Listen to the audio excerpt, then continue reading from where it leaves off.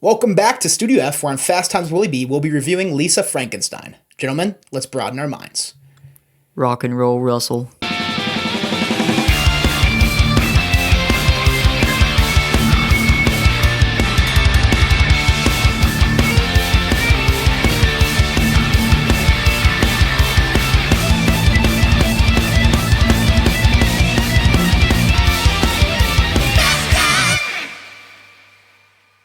Welcome back to Fast Times Willy B. I'm Willy B. Got Dustin back. Dustin, how we doing today? Once again, I'm feeling like a real rock and roller. There you go. Especially after a real rock and roll movie that had a real rock and roll soundtrack like that. Boy, I'll tell you. Dude, if you love, 80s, it's a little bit of 70s music, Lisa Frankenstein's got the soundtrack and score for you. But Lisa Frankenstein, that's why we're here today.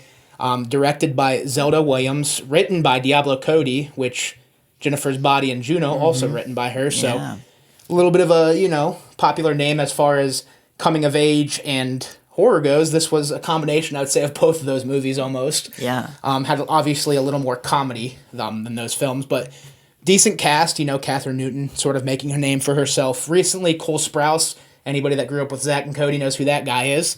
Liza Soberano, Carla Gugino, if you know Spy Kids. Again, a lot of faces that, kids similar to our age would have seen growing up, so kind of cool to see them on the silver screen. But nonetheless, just this fun horror comedy that we got to witness today. Let's start with the good, and I'm going to start with the aesthetic. Oh, yeah. I loved the use of the color palette. I loved, the green blues and the pink and reds, and it was easy to look at the entire runtime. Mm-hmm. The thunder in the sky was cool. But the aesthetic. Yeah. I love the aesthetic. Yeah, it was super 80s goth, dark wave sort of thing, and there was these like a good colorful palette, but then the darks, the dark tones, and it was cool, and all the Bauhaus posters she had on her wall, and among other things. Yeah. The set design was really good. The pink house obviously added a little bit of color to an otherwise darker movie, but if you're a fan of Universal Monsters, that was also all over her wall. She had a creature drawing with creature poster. Yeah. A Trip to the Moon poster with a lot of references, paying homage to a lot of the originals. As far as the aesthetic goes, to me it really felt like Tim Burton with a splash of pink and red. I was gonna say it really felt like Edward Scissorhands. Yeah. Yep. That's exactly the vibe I got from it. The opening credits, where you kind of get the backstory of our zombie character, that felt a lot like Corpse Bride to me for some reason. Yeah. It wasn't animated; it was drawn, but it just gave that vibe. And then, like you said, I thought Edward Scissorhands was the first movie that popped in my head. The Mom gave me similar vibes to the Mom in Edward Scissorhands. Yup. Just like evil. Yeah. Cole Sprouse gave me similar vibes to Johnny Depp's character. Absolutely. I liked it a lot. I think Lisa Frankenstein was obviously a little more peppy than Winona Ryder's character in Edward Scissorhands, but for the most part, it felt very, late 80s, early 90s Tim Burton film. Love the aesthetic, love the vibe. Everything on that end was immaculate. Speaking of the opening, I thought that was a really cool opening to the film. I think it kind of gets you drawn in immediately. Yeah, it felt like you were opening up an illustrated, fucking. Like a picture book. Yeah. Edgar Allan Poe. I was gonna say Edgar Rice Burroughs. Edgar Allan Poe. Yeah. For sure. We already touched on it. The soundtrack was great. Score was great. This was Isabella Summers, and really the only movie in her composition list that I recognize.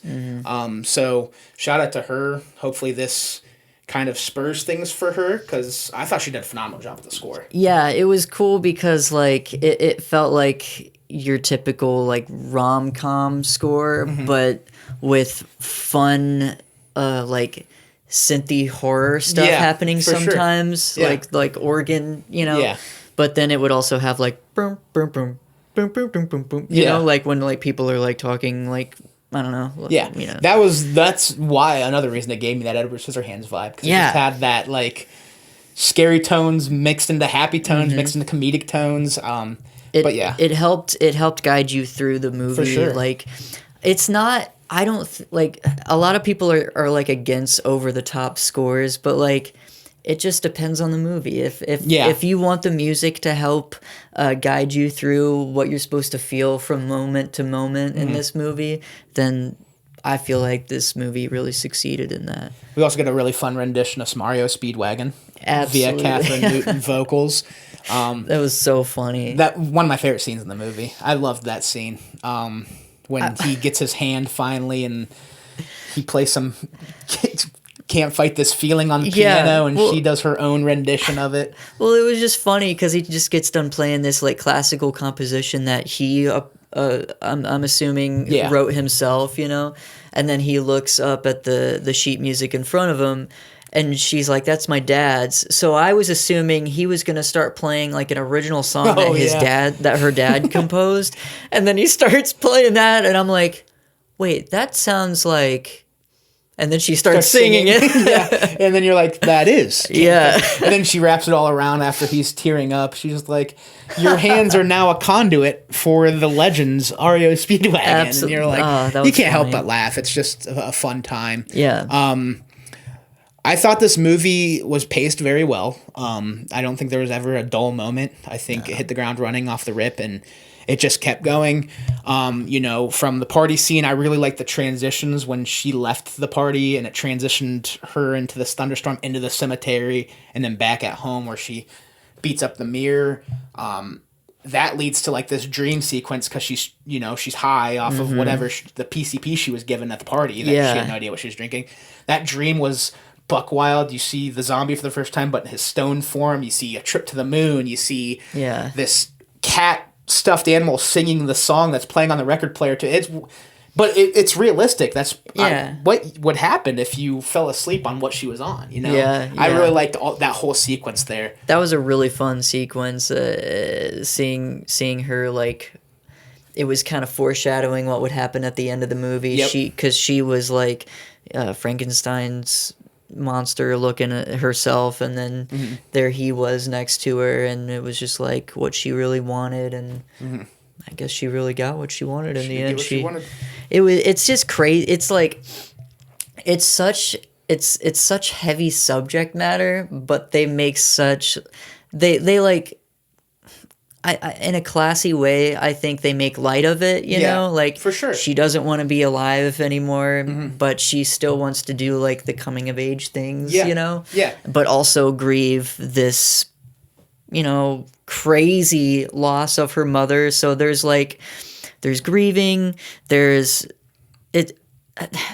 grieving, there's coming of age, there's just, like, being an outsider, and... but they just make light of it in a fun way that's like it's like an homage to horror and an homage to romantic comedies, I guess, too. Yeah, it's everything, but it's done so well. Again, we mentioned Diablo Cody, great writer. For me, she's 3 for 3. I think Jennifer's Body, Juno. She probably has written more, but those are the 3 of hers I've seen. 3 for 3 in my books. She's a smart writer. Yes. She just knows exactly what she wants and knows the how to dialogue pace. was good. Yep.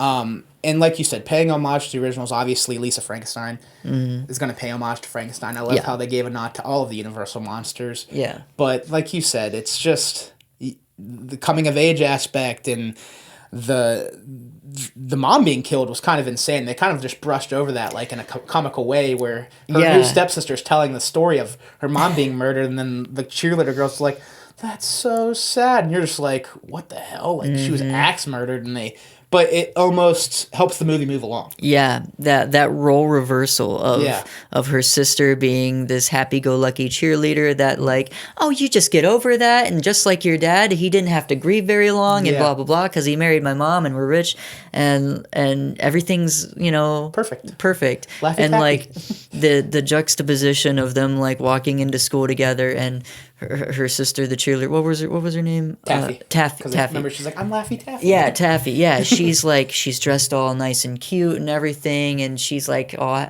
you know, she's sure of herself. She's got the confidence, you know, at that point. And Lisa just does not at that point in the movie, and then it's like as soon as her mom dies and goes missing, Disappears, yeah.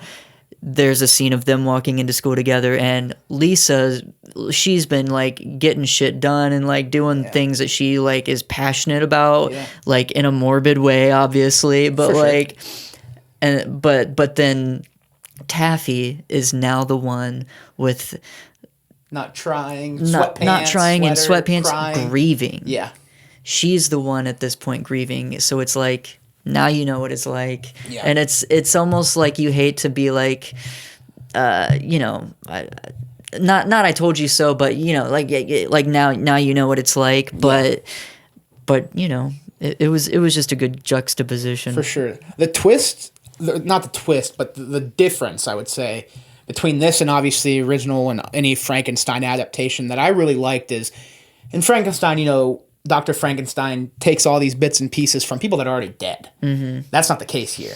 So after this zombie character arises, the inspiration behind their killing spree is love and what he needs. Yes. So, you know, he kills the mom because she's trying to send Lisa away to the loony bin, and he rips off her ear because he's missing his left ear. And then this kid that touched Lisa at the party while she was under the influence of drugs, she acts like she wants to go on a date. They chop off his hand and kill him so he gets his right hand. And, like, I think that's really cool how, like, instead of, you know, constructing this monster based off dead people, they take their love and their passion for blood and turn it into, like, a shopping list almost. I thought that was a cool, like, unique twist. And, you know, in a world where we're getting franchises, and don't get me wrong, I enjoy the franchises. Sure. I'm an MCU fan, even though they've been a little lackadaisical. It's cool to see something fresh. It's something, you know, it's based off of something, but at the same time, it made it its own. Yeah. Well, yeah, absolutely. And Diablo Cody did a really excellent way of like, those are tropes, like gathering the body parts to put on Frankenstein. You know, like those are all part of the fun of what you want out of this movie. But yeah, they're fun. Each body part means something. Yeah. You know, like the ear, the hand, the penis, like that was awesome. Yeah. But you know, like there's meaning to it. It's not just like I'm trying to rebuild you. It's each victim had its meaning. Yeah. And I just love callbacks, you know, especially like I understood what they were going to do and the common theme that would run throughout the movie. Whenever the guy touched her, and you know, assaulted her or whatever, and they cut his hand off, and I was like, oh my god, of course, that's he just is gathering what he needs, but it's also to help her, like avenge everything that she's been. You look at the three people that were killed. The mom was an asshat to her.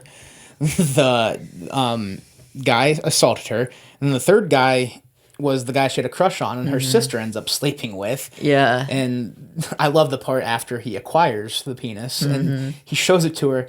You got it for me, like it was funny. Yeah, like, you can't help but laugh. It's such a, like I said, it's such a heavy thing. Yeah. But she's just like, you cut it off for me. Yeah. And then they have like such this like. This beautiful like build up to a sex scene. And they revisit "Can't Fight This Feeling" too. Yeah, while she's sewing on his junk, and he's just like standing there like this. Yeah, and then I also liked how they set up the tanning bed as the source of electricity too. Yeah, saying, "Hey, why don't you tan in my tanning bed?" It zaps her, and then she's like, "Wait, I know a way we can shock your ear and hand and penis into action." Yeah, yeah. I also like how more and more alive the monster became as the movie went on, to the point where, you know, he is alive. Yeah, I thought that was really cool. And then the ending I thought was well done as well. Yeah. There wasn't a lot of complaints from me. A movie where I saw the trailer, I was like, I feel like obviously this looks like a fun time, but this could be a really bad movie. Sure. There's nothing like incredibly bad about this film. No. Everything makes sense narratively, aesthetically. Like I compare it, I mean, I feel like everybody's going to compare it to like Stranger Things just because it's in the 80s and stuff.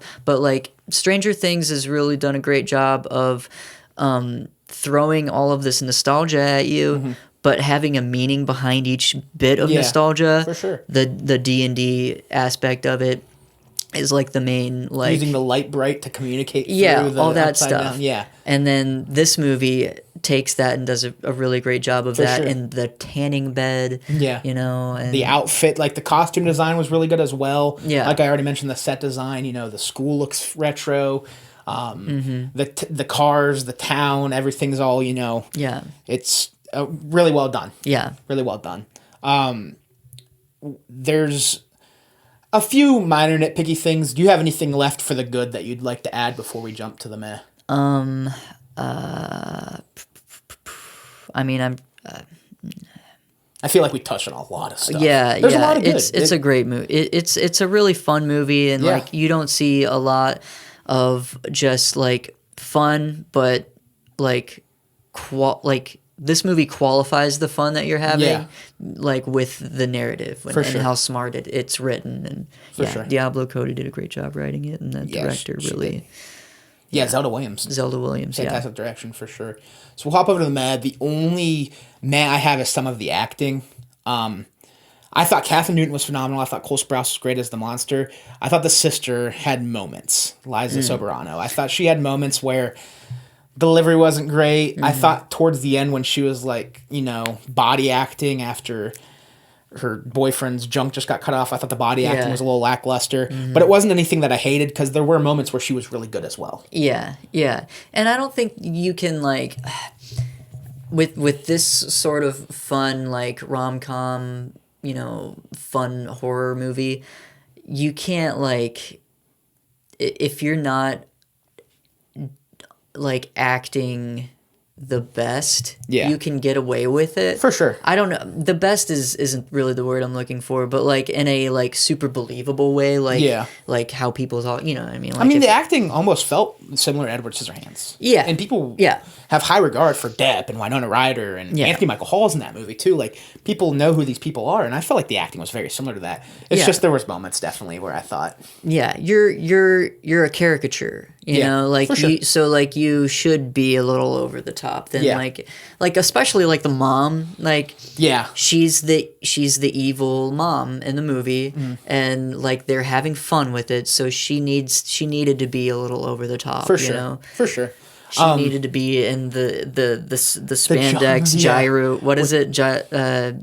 Jazzercise outfit, and like with the hair and like, oh, you made me sick. Yeah. You know, like. And then the nurse outfit. Yeah, yeah. And the I music should have called swells. off, but I took care of people because that's what I've done for 20 years. Like, no, I totally get it. Yeah, I feel like this is a movie that it's going to get penalized because of that by a lot of people. If you don't go into this movie, if you go into this movie expecting it to be either bad or expecting a masterpiece like performances, you're going to hate it. And I feel like that's not fair to the film itself. Right. Because you can't go in with those expectations, and you shouldn't go into a movie thinking you're going to hate it. Yeah. No. You should be ready to like it. Yeah. I want to like every movie I go see. If you can chill out and watch this and have a good time, I think you'll end up loving it. Yeah. It's not going to be for everybody, though. It's not. No. At the end of the day, I mean, that's movies, though. Everybody Yeah. has their opinion, and you know, that's what makes them fun. You Yeah. can chat those opinions on Fast Times at Willy. But Absolutely, yeah. But no, there will definitely be a crowd of people that don't like this movie. Yeah. But Like, I feel like there are going to be people who like worship the classic monster movies and like just that sort of. this isn't Frankenstein. But Yeah. I But totally then but I there will love the also Universal be- monsters, and I really enjoyed this. Exactly. There will be people who love those movies as well and Two think examples that right this here. is a great it's a great homage to those movies. It praises them, and it does it really well. For and sure. it puts it in a nostalgic 80s aesthetic that's fun, and Yeah. So I only have one bad, and it's nothing that like makes or breaks a movie. I didn't like the scene where they're at the. I love the scene when they're at the grave, but I didn't like the beloved wife part because how would the dad not have seen that? Is my question. When he's like, "What did you see down there?" and then they pan out and written in like size 24 font. Yeah. His beloved wife in cursive. Like He's so like oblivious. No, like that actor. He's just like the staple '80s aloof dad now. He gave me like Cat in the Hat vibes for some Yeah. reason. I don't know why. Well, he's the dad in Stranger Things. Yep. He's the dad in The Dirt, the Motley Crue Oh, movie. he's I think he's Machine Gun Kelly, Tommy Lee's dad. yeah. But he always plays the same dad. Yeah. You know? Yeah. He is the same He's character. just passive, like. But it's okay because he's a supporting character. Yeah, So, yeah. like, it's not like. And he does it really well. Yeah. Yeah. Which like he just like doesn't grieve in this movie. No. His wife got killed by an axe murderer, and at first I was like, did she really get killed by an axe murderer, or is this just like, like storytelling? Storytelling fabrication? But no, she got killed by an axe murderer, and he's just like, no, I'm just gonna get married again, and I guess I just love my new family. Yeah. Well, then the scene after the monster breaks in for the first time, and they come downstairs because the house is junked, and she describes the Hamburglar as the assailant, but the dad's like, she must be hungry. like not like what's going on, not our house is trashed, or oh my god, you just got like. You know, the house was burgled and you were in here, like, not worried. He was like, oh, she must want a Big Mac, basically. Oh, like, God. Yeah, he's just unbelievable. No, I thought he was great. I just, that minor detail where it says it in such a big font, and he's looking at the grave with her the whole time. He's like, what do you see down there? I was like, that's a stretch. Right. But, and I also, okay, well, then my little flaw then, I guess, would be, what is Taffy, like... Did she say anything about what was his name in the movie? The monster? Yeah.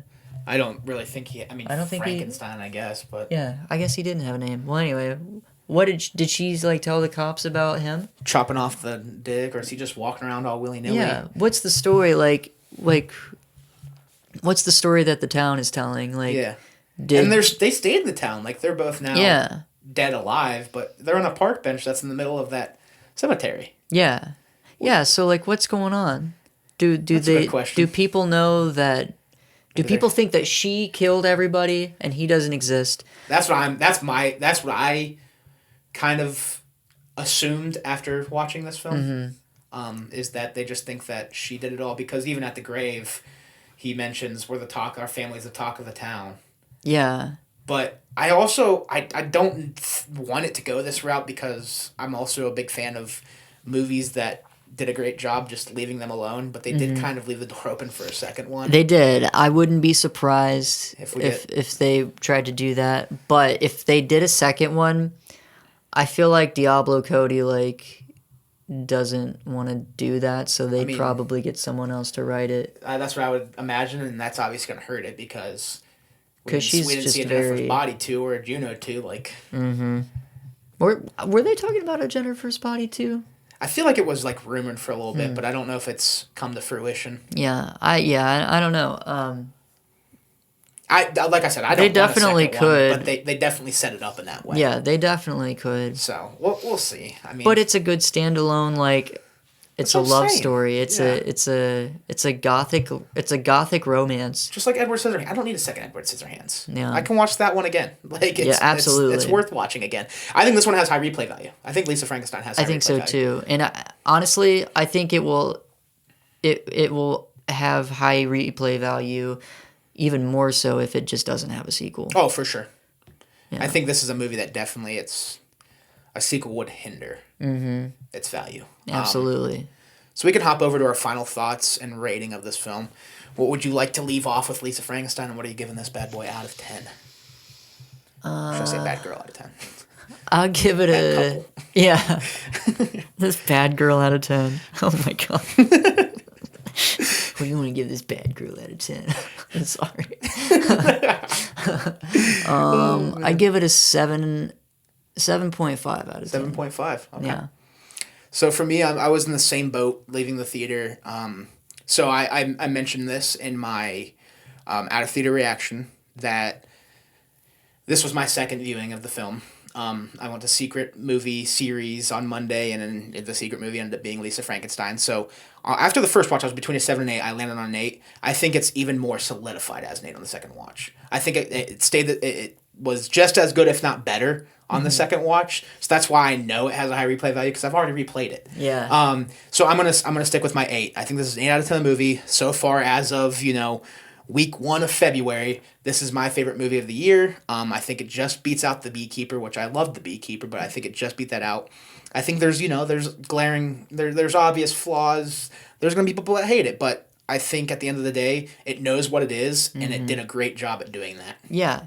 It's a great, like, you got to have those movies where, like, you can just, like, come home from a long day doing whatever you do, whether it's work or school or whatever, and you're just tired and you just want to throw something on. This movie is a great casual watch, full of aesthetic. Yep. Like a certain, goth aesthetic and universal 80s, all that stuff rolled into one, that you could just, like, throw it on and do whatever you're doing and watch it and eat your dinner or whatever. Like, I feel like I could see myself watching it in that sort of capacity, like I would like a Friday the 13th movie, you know. This is a movie that I'm gonna get, like, physical media. This will be in my collection. I enjoyed it a lot. I'm not afraid to say it. I know some people, like I said, aren't gonna like this movie, but for me, it did it for me. It did it. And it probably helps that I didn't even know Diablo Cody was the writer on this film until, like, I saw the opening credits the first time I watched this film, and I was like, oh my god, that's Jennifer's Body and Juno. And I really enjoy both of those films. I know Juno's, like, at this point, a pop culture icon, but Jennifer's Body is that movie that I feel like is hit or miss for people. Yeah. And this is in that same realm, but I loved them both. Yeah, I think that's originally why I sent you the trailer for it, because it was Diablo Cody. I didn't even catch it when I watched the trailer. And I totally forgot that she wrote it, and then, like, I forgot until the opening credits tonight. And I was like, oh, wait, that's right. Yep. That's why I want to see this. Yeah, when I saw that, because I watched it with Corey the first time, we looked at each other and we're like, what? Yeah, so, that was definitely, something that they told us, but it was a surprise at the end of the day. A really good surprise. Like I said, they did it for me. I liked it a lot, and I hope that, tonight seeing the theater was a little disappointing. That we were 4 out of 6 people. I'm hoping that maybe the weekend comes around and people start coming out to it, but I don't know. I really liked it, and it's a bummer when a movie that you really like might not do the best at the box office. Yeah. It's a fun, like.